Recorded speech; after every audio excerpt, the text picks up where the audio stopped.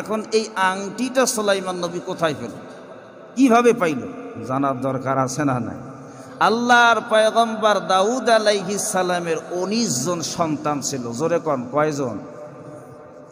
19 জন সন্তান ছিল দাউদ নবীর। দাউদ আলাইহিস সালাম একবার আল্লাহর কাছে দোয়া করল, রব্বুল আলামিন 19 জন সন্তান আমারে দিছেন, দয়া করে একজন সন্তানের যদি নবুয়তি দিয়ে দেন, আমার মতন নবী বানা দেন, আমার কলিজাটা ঠান্ডা হইয়া যাই। তোমার হাবা কন। নিজে নবী বানার জন্য এক সন্তানকে দোয়া করতেছে কার কাছে? আল্লাহর কাছে। আল্লাহ বললেন, দাউদ রে, তোমার এক সন্তানকে আমি নবুয়তি দিয়ে দেব। এখানে শিক্ষা আছে, নবী হয়ে সন্তানকে নবী বানার জন্য দোয়া করে আল্লাহর কাছে। আর আলেম যারা হয় দুনিয়ার জমিনে, দেখবেন যে আলেমের সন্তানেরা বেশিরভাগ আলেম হয়, হাফেজে কোরআন হয়। কথা ঠিক না বেঠিক? সাধারণ জেনারেল শিক্ষিত লোকেরাও তাদের সন্তানকে আলেম বানায়, হাফেজ বানায়, দাওরা পাশ করায়। কিন্তু যারা আলেম অরিজিনালি দেখবেন যে তাদের সন্তানগুলোকে মাদ্রাসায় দিয়ে আলেম বানায়। আর অনেকেরই ধারণা যে হুজুর বানামু, সন্তানকে আলেম বানামু, ওই কালেকশন করবে, মসজিদ মাদ্রাসায় বেতন পাবে কম। আপনাদের কাছে প্রশ্ন করি, কোন তো এমন একটা হুজুরকে দেখান শুদ্ধ করে কোরআন তেলাওয়াত পড়ে, তারপরেও মসজিদের মধ্যে আজান দিয়ে সুন্দরভাবে সংসার চালাইতেছে। কথা ঠিক না বেটি? হুজুরের তো শুধু খালি দোষ খোঁজে সাধারণ মানুষ। একটু যদি হুজুরের পাঞ্জাবি লম্বা হয় দোষ হইয়া যায়, যে এই যে হুজুরেরা কাপড়ের দাম বাড়াইয়া দিছে, পাঞ্জাবি খাটো হলেও দোষ। এইটা হলো ভেসিয়ের দেখা মলুম।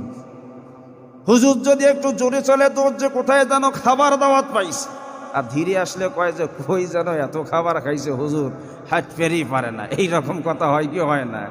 আমার ভাইরা, একজন আলেমের দাম রয়েছে, একজন আলেমেরকে সম্মান করেন। কোন আলেমের সঙ্গে যদি হাত মিলাইতে পারেন, যেন আপনি নবীর হাতের সঙ্গে হাত মিলাইলেন। মারহাবা কন। কারণ আলেম ওলামা হলো নবীর পরিবারভুক্ত। কোন আলেমের যদি একটু মেহমানদারি করেন, যেন আপনি নবীর মেহমানদারি করলেন। সুবহানাল্লাহ কন। এমন আলেমদেরকে মহব্বত করা শিখবেন, তাদের সম্মান দিবেন।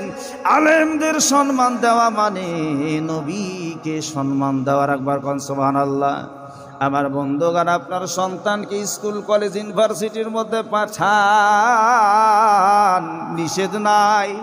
কিন্তু ওই সন্তান আপনি বাবা মারা যাবার পর আপনার সামনে দাঁড়াইয়া যদি জানাজা না করতে পারে, আপনার মতন কপাল পোড়া দুনিয়ার জমিনে নাই। কথা কন ঠিক না ব্যাঠিক? সন্তান বিশাল বড় বিসিএস ক্যাডার, MBBS ডাক্তার, কিন্তু আপনি আজ মরে গেছেন, আপনার সামনে দাঁড়াইয়া জানাজা করার ক্ষমতা নেই। বাসার মধ্যে দোয়া করবেন, একটু দোয়ার আয়োজন করছেন।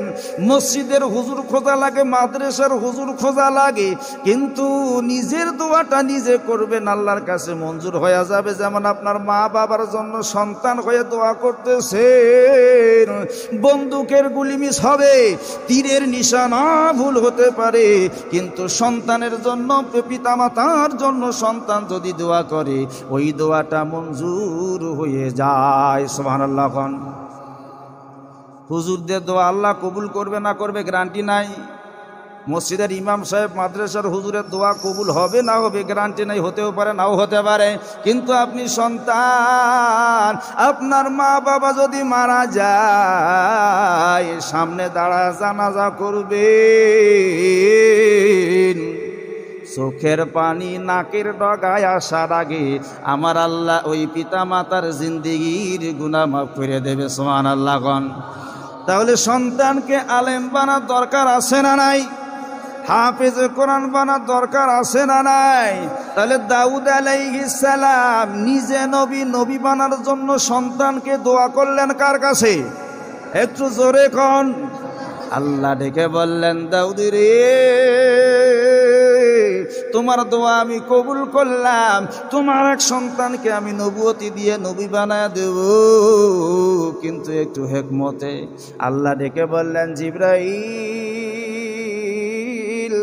জান্নাত থেকে একটা বাক্স লইয়া যাও, আমার নবী দাউদকে দিয়ে দাও, আর বলে দাও যে তোমার 19 জন সন্তানের মধ্যে যেই সন্তান বলতে পারবে বাক্সের ভেতরে কি আছে, কয়টা জিনিস আছে, আমি আল্লাহ ওই সন্তান, যেই সন্তান বলতে পারবে নবুয়তি দিয়ে দেব। সুবহানাল্লাহ গণ। এবার জিবরাইল আমিন বাক্স নিয়ে দাউদ নবীর কাছে দিয়ে দিলেন, আর ডেকে বললেন, ওহে নবিউল্লাহ, এই বাক্স নিয়ে আপনি 19 জন সন্তানের কাছে যান, যেই সন্তান বলতে পারবে বাক্সের ভিতরে কি আছে, কয়টা জিনিস আছে, আমার আল্লাহ ওই সন্তানকে নবুয়তি দিয়া নবী বানায়া দেবে। সুবহানাল্লাহ গণ। কি ভাই খারাপ লাগছে? বাতাসের কিন্তু বিচার এখনো হয় নাই, হইছে? আমার ভাইরা, আমার বন্ধুগণ, এবার দাউদ আলাইহিস সালাম বাক্স নিয়া প্রথম বড় সন্তানের কাছে যাইয়া ডেকে বললেন, বাবা রে, তুমি কি বলতে পারো এই বাক্সের ভেতরে কি আছে, কয়টা জিনিস আছে? বড় ছেলে বাপ ডাক ডেকে বলেন, বাবা গো, আমি কেমনে বলবো, কোথা থেকে বাক্স নিয়ে আসছেন, এই বাক্সের ভেতরে কি আছে আমি কেমন করি বলবো, আমি পারবো না। বড় ছেলে ফেল।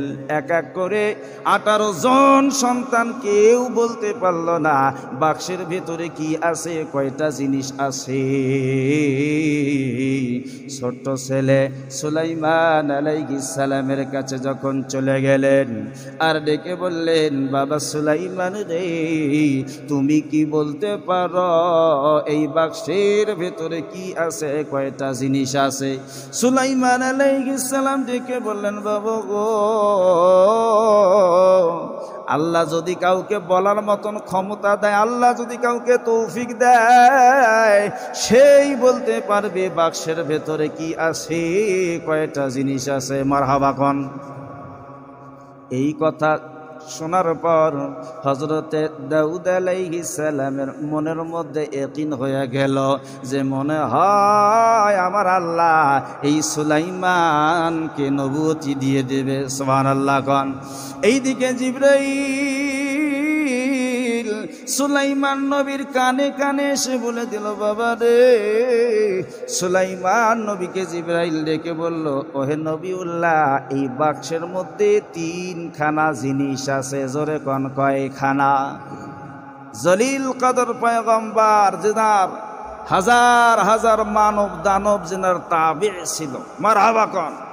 দৈর্ঘ্য 300 মাইল, প্রস্থ 300 মাইল, বিশাল একটা সিংহাসনের মধ্যে সওয়ার হয়ে গোটা পৃথিবী ভ্রমণ করতে। আর একবার করেন সুবহানাল্লাহ। সূরা নমলের মধ্যে দেখবেন এই ঘটনাটা আছে। এত বড় পয়গম্বর ছিল, কুল মাখলুকাতের ভাষা বুঝতো। সুলাইমান আলাইহিস সালাম এত বড় নবী হবার পর, এত বড় ক্ষমতাশালী লোক হবার পরে আজকে অন্ধকার কবরে শুয়ে আছে। যদি কবরের উপরে যাইয়া কোনো গরু ছাগল ঘাস খায়, সুলাইমান নবী কবর থেকে উঠে খেদাইবার কোনো শক্তি নাই। আমার ভাইরা, আমার বন্ধুগণ, বাতাসের বিচার বলবো না। বাক্সের মধ্যে কয়টা জিনিস আছে? কয়টা? বাক্সের মধ্যে 3টে জিনিস আছে। এটা থাক, আর একদিন বলবো নাকি। বাক্সের মধ্যে 3টা জিনিস আছে। এবার সুলাইমান আলাইহিস সালাম ডেকে বললেন, বাবা গো, এই বাক্সের ভিতরে 1 নম্বর যেই জিনিসটা আছে সেটা হলো একটা নবুয়তি চিঠি। মারহাবা কোন। নবুয়তি চিঠি। 2 নম্বর যে জিনিসটা আছে সেটা হলো একটা চাবুক। কি? জিনদেরকে সুলাইমান নবী শাসন করত, এই জন্য চাবুকের দরকার আছে। আল্লাহ পাক বাক্সের মধ্যে একটা চাবুক পাঠাইছে। আর 3 নম্বর যে জিনিসটা এই বাক্সের ভিতরে আছে সেটা হলো একটা আংটি। কি? আংটি, এই আংটিটা আল্লাহ আমার জন্য পাঠাইছে। সুবহানাল্লাহ কোন। আল্লাহ বলে সুলাইমান যতক্ষণ পর্যন্ত এই আংটি তোমার হাতে, গোটা পৃথিবী তোমার পায়ের নিচে। মারহাবা কোন। সুলাইমান নবীকে আল্লাহ পাক আগে সম্পদ দেন, আগে এলেম দিছেন। এলেম পাবার পর সুলাইমান নবীকে পরবর্তীতে আল্লাহ সম্পদ দিয়েছেন। নবীদেরকে প্রথম আল্লাহ এলেম দিয়েছেন। আমার বন্ধুগণ, এই এলেম দিয়া সুলাইমান নবী বিচার করতেছে কার? জোরে কন। বাতাসে। আল্লাহ সুলাইমান নবী ডেকে বলে, বাতাস রে থেমে যাও। বাতাস থেমে গেল। সুলাইমান নবী ডেকে বলে, বাতাস রে, বুড়ি মহিলা আটা নিয়ে যাইতাছে নদীর ধার দিয়া, তুমি এই বুড়ি মহিলার আটার গামলা কেন উড়াইয়া নিয়ে গেলা? কারণ কি? বাতাস ডাক দিয়া বলে, হে নবিউল্লাহ, আল্লাহর পয়গম্বর, আমার কোনো দোষ নাই। দূর বহু দূরে সমুদ্রের মাঝখানে একজন জাহাজের মালিক, বিশাল বড় জাহাজ, যেই জাহাজের মধ্যে হাজার হাজার টন মাল সামানা রয়েছে। এমন সময় সমুদ্রের মাঝখানে জাহাজের মধ্যে ফুটা হয়ে গেছে।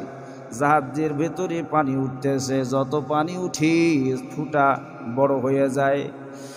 এই জন্য ওই জাহাজের মালিক দোয়া করল, ও রব্বুল আলামিন, মাবুদ, এই হাজার হাজার টন মাল রয়েছে জাহাজের ভিতরে, আর রব্বুল আলামিন দয়া করে কোন রকম ভাবে এই জাহাজ যদি পানিগুলো সেচ করার ব্যবস্থা করে দাও, কোন রকম ভাবে যদি এই জাহাজ কিনারায় পৌঁছাইতে পারি,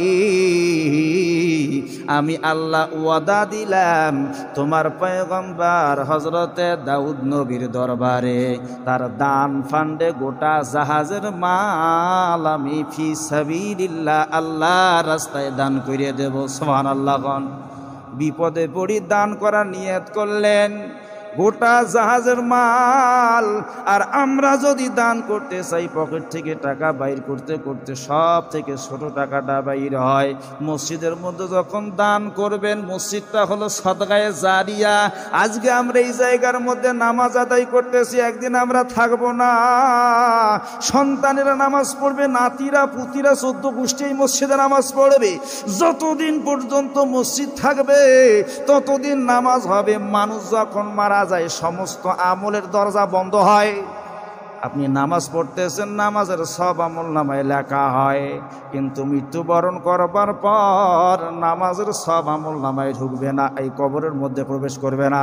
কিন্তু সদকায়ে জারিয়া যদি করেন, মসজিদের মধ্যে দান করেন, এটা সদকায়ে জারিয়া। যতদিন পর্যন্ত মসজিদে নামাজ হবে ততদিন পর্যন্ত আপনি মৃত্যুবরণ করবার পরেও আপনার কবরের মধ্যে সব চলে যাবে। সুবহানাল্লাহ। কোন।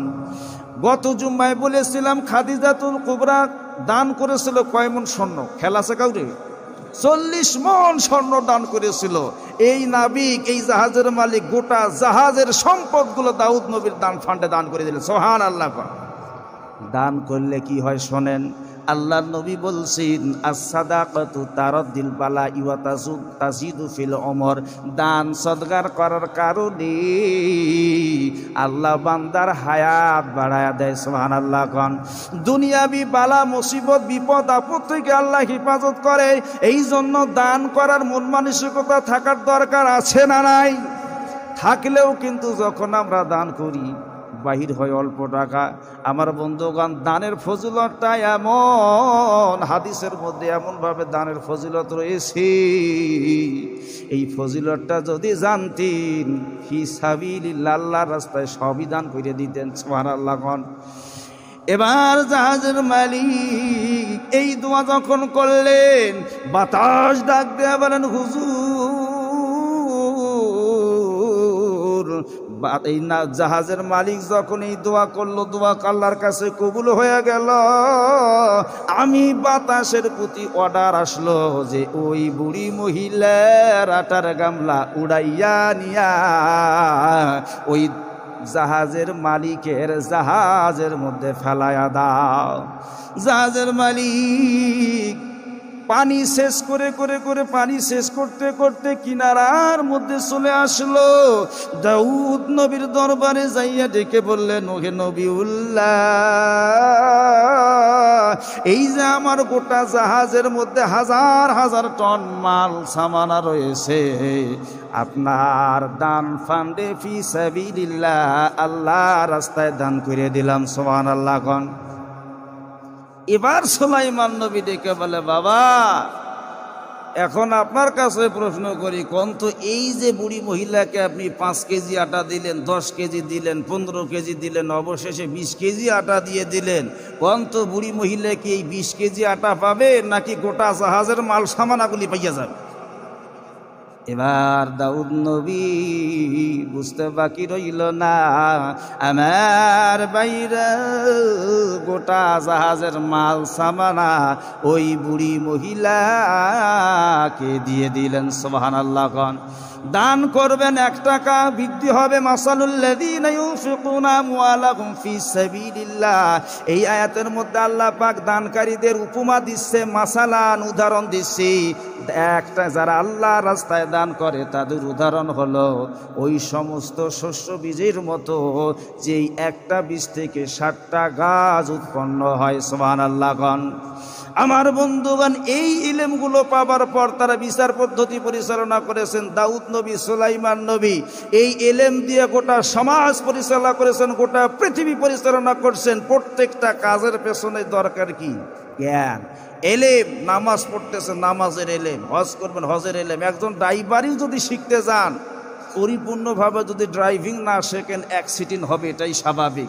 মাঠের মধ্যে যদি কিষান কামলার কাজও করতে যান, এই জায়গায় যদি আপনার অভিজ্ঞতা না থাকে, তাহলে কাজের মধ্যে পূর্ণাঙ্গ সফলতা পাবেন না।